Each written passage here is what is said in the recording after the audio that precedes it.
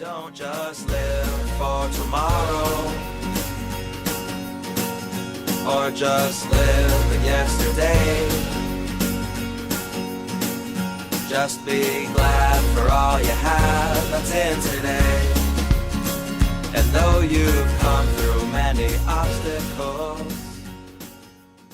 Hey everyone, Connie here, and welcome to my first impressions reaction to Jujutsu Kaisen. So this is a series that has kind of been on my radar for a while. It's one of those shows that I've seen like maybe one or two clips from, and just like Fire Force in the past, I've been worried was going to be a little too much of, generic shonen schlock. But it's something that is extremely popular, like almost to the level of Demon Slayer. It got really huge. Just like Demon Slayer, it even spawned a movie. Jujutsu Kaisen 0, I believe is what it's called. And it's people rave about this. And so it's kind of been on my radar as something to check out. And I thought I could do a first impressions of this. I could give it a chance, and if it's something I might want to continue as a reaction series, at least for the time, it could be fun for the future. I think it's something I'm willing to give a chance to. So, I don't know much of anything about this. I think it has something to do with demons and eating a finger, I think I've heard before. I don't understand. I don't know. All I do know is that there is a female character in this that people really seem to like. I think her name is Nobara or something like that from the tiny bit I know. I don't know much about her, but I've seen fan art of her. A lot of fan art of her. Of all kinds. People seem to really like her. And there's also a character in this named Gojo, I think it is, who's also really popular. And I've seen what he looks like too, and again, I don't know the context behind any of this. I don't know like what this series is actually about, or I don't even know like what these characters are like in terms of personality or, well, character or anything. So I don't know what to expect with that at all. But I will say we are doing the dub for this, and there is one specific reason. I know some people might like, oh, you're doing the dub instead of the sub, and it's like, okay, first off, please don't start the entire sub-only bullshit. I'm never in the mood for that. I do dubs sometimes. Deal with it. But there's a very specific reason that I'm choosing to do the dub over the sub. It has nothing to do with even having heard either before. It has to do with one specific VA. The main character's VA. Because the main character in Jujutsu Kaisen, I don't even know his name, but he is voiced by this guy, Adam MacArthur. The same voice actor as Marco Diaz from Star vs. the Forces of Evil. And as much as I'm not a huge fan of where that series went, I still love a lot about it. And Marco is a great character, and the voice acting for him was fantastic. So the fact that the main character of Jujutsu Kaisen has the same voice actor, just that made me interested. I want to hear the dub for this. If I don't end up liking the dub, but I end up liking the series, I could switch to the sub in the future. But also the fact that I've met Adam MacArthur, as shown in this picture, at Youmacon this past November, it's like, yeah, that's kind of why I want to do this as well. He's a really great guy, and he does actually sound like Marco in real life. Like, that's actually kind of just his voice. Also, he's actually legitimately a karate practitioner in real life, just like Marco is in the series, so I think that's fun. But yeah, he is the reason I want to check out the dub, because he's the main character of this, and I want to see if he does the voice similarly to Marco's at all. And even if not, I want to see like what he does different about it. Because I don't think I've heard him in anything else. I might be wrong about that, but I don't think I've heard Adam MacArthur in anything else besides Star Versus. So the fact that he's the main character of a really big name series, that interests me. And that makes me want to hear the dub, at least for this first episode, at least for this first impressions. Again, if I don't end up liking the dub, but like the series in general, maybe I'll switch to the sub if we continue. Or maybe I'll just end up really liking the dub. I mean, I like the dub for Fire Force, so why not? It's not out of the realm of possibility. But yeah, that's my plans for this right now. So yeah, we'll talk more about that. I feel like in the afterthoughts when I've decided what I feel about it, I guess. I don't know who else is in this. There's probably other VAs I know in this, but I don't know who else is in this. So we'll have to see and hear, I guess. But yeah, so like I said, I don't know much of anything about this series, what it's actually about, the story or anything, or what any of these characters are really like. I just know that a couple characters are pretty damn popular. I know like these tiny little details, but they're out of context and I don't know what any of it means. And I've seen a couple just completely out of context screen caps and a couple completely out of context clips, because this series has been like animated or nominated for anime awards and stuff, and it's like, oh, best fight scene and stuff like that, and it's like I've seen bits and pieces of those here and there, again without really knowing any context or having anything to back it up. It's just I've seen the briefest of clips of that kind of stuff. And from what I've seen, the animation does look great. And as I've stated before, like even Demon Slayer, the animation's phenomenal. That was never my issue with Demon Slayer. I'm just hoping that this series does end up being more, in terms of quality, like Fire Force for me, and less like Demon Slayer. Demon Slayer was just, it was too generic, too boring, too by the numbers. Like, everything was like, oh, we've seen this a million times and done better. And really the only thing I liked about Demon Slayer was Nezuko, because she was adorable and kind of badass too. And I've even thought about like maybe even giving Demon Slayer another chance. There's a lot of shows I'm giving another chance. I've thought about giving Demon Slayer another chance. Maybe we will, but I don't know. I don't know, because there is something in one of the newer arcs that really intrigues me. There's this polyamorous relationship that, from what I've gathered, is supposedly extremely healthy and really well portrayed. And it's like, that intrigues me. But I don't know. This video is not about Demon Slayer. I'm just saying, it's like, I'm hoping this is more, in terms of my tastes, more connectable, more relatable, more similar to the likes of Fire Force than Demon Slayer. That's just me.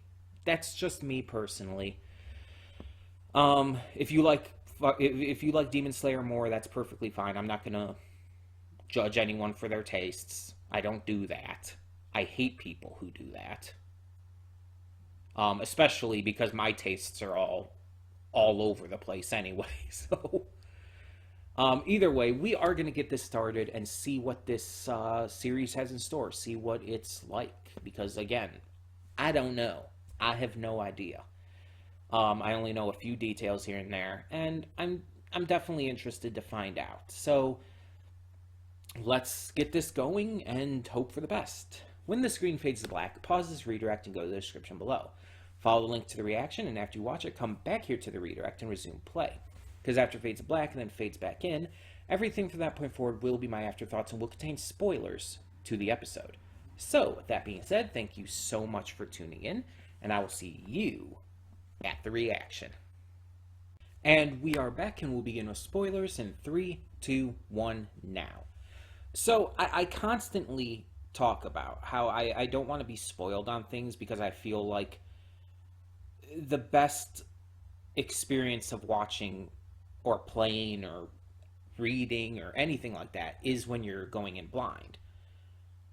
That it allows for a more genuine reaction and a more genuine experience with the piece of media that you're going through. So going into this, knowing only like what certain characters looked like, or a couple names, or the tiniest bit of details, going into this with almost no knowledge of what this was going to be, was instrumental, I would say, in how I feel about it in the end. It allowed me to form my thoughts most naturally, and I genuinely feel like it allowed me to have, it gave me these real thoughts and a genuine reaction. You know? And that's all to say, like, this genuinely impressed the shit out of me. I don't know if it impresses me as much as Fire Force, or even more. Hell, I could, it could impress me more. It's hard to say because it's been a while since I reacted to the first episode of Fire Force and everything at this point. It's hard to compare that at this point. But I was very impressed by this. This really surprised me in the best way. And part of that is the horror aspects of it. Like, there is legitimate horror aspects to this. Not only with the idea of curses, the occult, these demonic creatures, but even the visuals. Once these creatures come out and everything, like, you see the two students, Yuji's friends, trying to hide and escape the creatures. You see the one guy, he has like the thing on his head, and he has blood dripping from his mouth. He's walking forward, just like calling her name, but he's like clearly in big trouble. And you see the creature's claw come around and grab her by the face, and all in the dark lighting, the atmosphere, the music. It's like, this is good. This is the kind of shit I like. I make it no real secret that I enjoy horror, especially like when it's in a series that isn't normally horror. But there are shows that are very horror focused that I do enjoy as well. Some of them can be more comically horror like, but still actually have some really scary stuff in it, like Courage the Cowardly Dog. And some can actually just be full on horror, like Shiki. If you have not seen Shiki, it's another anime. It's about vampires. You really need to see Shiki. It's really good. But yeah, it's like, I enjoy horror, and yeah, that sometimes leads to me being very critical about horror. There are a lot of horror movies out there, especially popular ones, that I don't like, and a lot of horror characters I don't like. But that's just from a critical mindset, because I do enjoy the medium so much that I want it to be the best it can and to impress me. And again, this first episode very much did that. I don't think this series is going to be full horror. It's going to like mix horror and shonen and action and all of that kind of jazz. It mentioned Jujutsu Academy as well in this, and so it's like probably going to mix a school anime in there a bit. But the horror elements are really damn good. And I hope that the series continues that all the way through.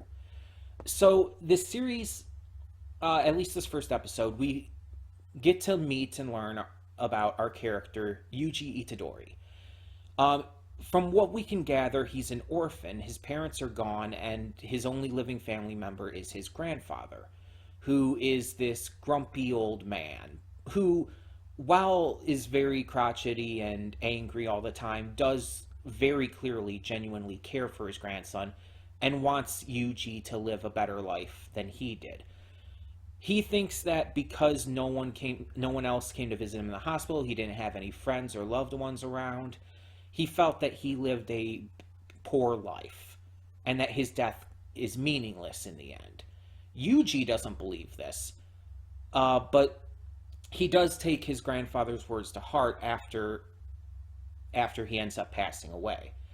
And so Yuji takes these words to heart and decides that he wants to help those close to him live a life to where their death means something, to where their death is a good death for a person to have. It's a kind of a morbid motivation for a main character to have, for a main hero character to have. But like if you think about it, it's not bad or anything. It's not like mean or like that dark. If you really think about it, it's like it makes sense. It's like you want them to live a life that's so good that their death is meaningful, that people mourn them, that they pass away with surrounded by loved ones. It's like it's actually a very nice thing. It's just it sounds morbid. It sounds dark. um and so we see that he's part of this occult club in school that his grandfather really really believes he needs to be a part of to, you know, make friends and have these connections and just live the best life. And we see that in this club, there's some issues with the memberships and everything, and with the club retaining its room. And it seems like the student council president, or whoever he was supposed to be, I assume he was, because I assume that that's who would take care of it based on other anime I've seen. He comes in and it's like, oh, you guys can't have this club because Itadori here, he's not technically a member. And we find out that the coach of the track team changed the club application form to say that, oh, Itadori's joining the track team instead. And even the student council president's like, how is that fair? How is that okay? Like, he's trying to shut down this club, and even he's acknowledging it's like that's kind of fucked up. Because the coach wants Itadori on the team because clearly Yuji has really, really good running skills. And so there ends up being this challenge. If Itadori can defeat the coach in this challenge, he can stay in the occult club. But if the coach wins, then Itadori has to join the track team. And Yuji accepts it and wins, because the challenge is, oh, you have to throw a weighted ball, a steel weighted ball. And he even asks, he makes sure, he's like, oh, I can throw this any way I want, right? And the coach was like, yeah, go for it. You won't beat my score. I have like this record score and everything. And it's like, he's like, okay, and just pitches it like a baseball, and it's just like whoosh. So it's made very clear right away that Yuji is not only fast but very strong. That he's not an ordinary teenager. An ordinary, like, I don't know, what age is he supposed to be? 15, 16 years old, I'd say. He's not a normal person, as it is. Which is probably why he's able to wrestle control back for his body at the end there. But I'll get to that. So he ends up retaining in the club, but he ends up being approached by this guy from the Jujutsu Academy about this cursed object he picked up. And he explains, like, oh yeah, we found that, but my club members have the object. I just have the box. Here you go. And so this guy's like telling him, this is a bad thing. If this cursed object gets into the wrong hands, if it's opened and everything, people are going to die. Your friends are going to die. And so obviously they rush back to try and stop it, but they're a little late. So the other guy, I can't remember his name, he runs in to try and stop it. He starts fighting the cursed demon creatures. But unfortunately, Yuji, who stays outside at first, realizes he can't just let this go. He has to act. He wants to save his friends. So he literally jumps into a window on probably the second or third story of the building. It's like, okay, dude, you can jump too. You can run fast, you can throw a steel ball like a baseball, and you can jump high. Okay. crashes through the window, is able to rescue his friends, allowing the other guy to destroy the curse that had them. But then another one comes in, and in order to keep his friends safe and even to save this other guy, Yuji has to eat the cursed finger to gain the powers of a curse himself. And apparently, there's a 1 in a million chance of the curse overtaking the body and kind of, like possessing it. And that seems to happen. Though Yuji is somehow strong enough to be able to wrestle back control. And so it seems like this is going to be something similar to the likes of Parasite the Maxim or Venom or anything like that, where it's like two creatures, a person and some kind of otherworldly creature, sharing a body and probably having to work together, even though they kind of like get on each other's nerves and annoy each other a little bit. Like that's probably the kind of idea this is going to go for. Yuji's going to work with this curse to fight other curses and stuff, and they're going to bond even though they're not going to admit it to each other. Stuff like that. That's kind of what I'm expecting. And I'm not against that idea if it's done well. So I'm hoping it's done well here, and I hope it doesn't just get too cliche. But we'll see. We'll see. But yeah, he's able to defeat the curse. Unfortunately, the guy at the end, though, he's able to defeat the cursed monster and then is able to fight off the possession of the curse that's now in him. But the guy decides, like, okay, I have to eliminate you. I have to exorcise you in accordance with the rules of Jujutsu Academy and everything. And he says, I'm going to exorcise you and everything, but it's very clear it would end in Yuji's death. Like, that's pretty obvious, I feel. I feel like we understand what he means. It's not like an exorcism, like, oh, he'll get the curse out of him. No, it's not like that. Yeah, I just feel like that's either Yuji's gonna win in this impending fight or something else is going to happen. We did see what seemed to be, I guess, a flash forward at the beginning with Gojo, Satoru Gojo, and he had Yuji in some room chained up, and it's like, oh, this is your execution and shit. It's like, so we're still building up to that. We didn't get to that in this episode. That was still a flash forward to maybe an episode or two in the future.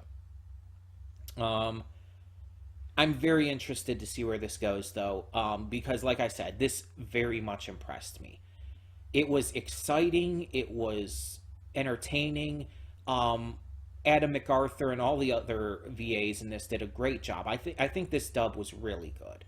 Adam MacArthur, like, you could hear the Marco in his voice, but at the same time, it was very much a different type of performance, and his performance came across as very different, more serious and realistic, I guess you could say. Like, obviously with Star Versus, it's cartoony, it's goofy, it's meant to be over the top. You don't get that in the voice acting in this series. But all the voice acting was really good. The art and animation, as I said in the pre-thoughts, I knew that was going to be good already, so it's like, that's not a surprise. That was pretty great. I wasn't expecting the gruesomeness of it, though. Like, there was some uncomfortable scenes, mostly near the end with the curses and everything. Like I mentioned, like with grabbing the girl, like from behind the wall, like grabbing her by the face with those claws and everything, and then like when it has her in its grasp and it's like grabbing at her body, trying to absorb her into itself, and you see it, like, it's very uncomfortable imagery of the way it's grabbing her body and everything. It's like, okay, that's very uncomfy. I don't know if this series has a lot of fan service. I would not consider that fan service. No, that was very clearly intentionally uncomfortable, and scary. That even though it's like, yeah, the monster was clearly like grabbing at her breast area, it's like it wasn't meant to be fan service. It wasn't even like visualized to look like that. I don't know if this series has that though. Like I don't think I've heard of anything like that with this series, but I don't know. It could. I don't know. um but yeah. Don't tell me in the comments, obviously, because as I think is pretty clear by how much I liked this, we're obviously going to continue this in the future. As a reaction series, yeah. I don't know when. Obviously, there's other stuff, other first impression stuff that we have to get back to first. Though it's just going to depend on a few different factors when we get to this, and we'll see. We'll see. But I definitely enjoyed this. I definitely want to see more, and I'm hoping that it continues to be great. I don't know how many seasons it has yet, but again, I do know it has a movie. I don't know how long the seasons are either. So that's something that I'll have to look up. But I mean, that's not too big of an issue. It just means without if it's long enough, we might have to take a break somewhere in the middle of the season to avoid burnout. But like I said, we're definitely getting to this at some point. I just don't know when.